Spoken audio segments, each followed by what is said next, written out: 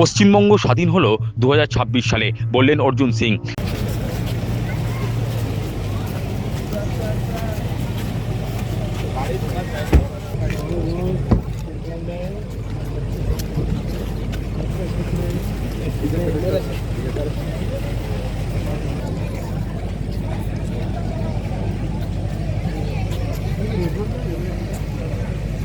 দেশ স্বাধীন হয়েছে 1947 সালে, কিন্তু পশ্চিমবঙ্গ স্বাধীন হলো 2026 সালে। শনিবার স্বাধীনতা দিবস উপলক্ষে ব্যারাকপুর গান্ধীঘাটে আয়োজিত প্রার্থনা সভায় অংশ নিয়ে এমনটাই বললেন রাজ্যের পরিবহন ও শ্রমমন্ত্রী অর্জুন সিং।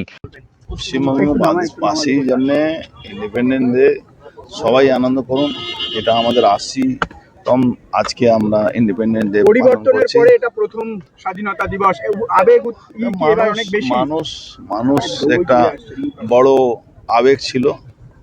মানে বলতে গেলে স্বাধীনতা আমরা 2026-এ পেয়েছি। স্বাধীন হয়েছি ভারতবর্ষ 1947 সালে স্বাধীন হয়েছিল, কিন্তু পশ্চিমবাংলা আমাদের স্বাধীনতা পেয়েছি, স্বাধীন হয়েছি আমরা 2026-এ।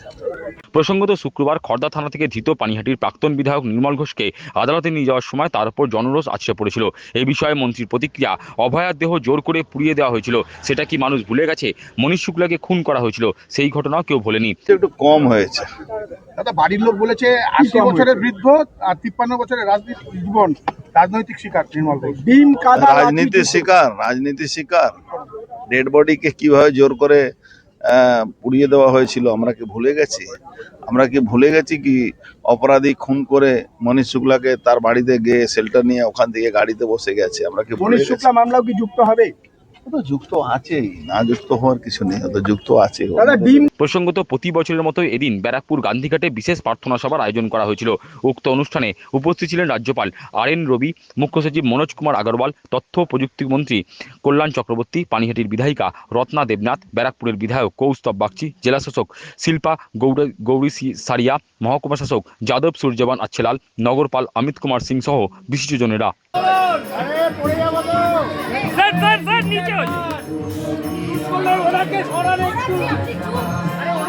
আরে সরুন দাদা।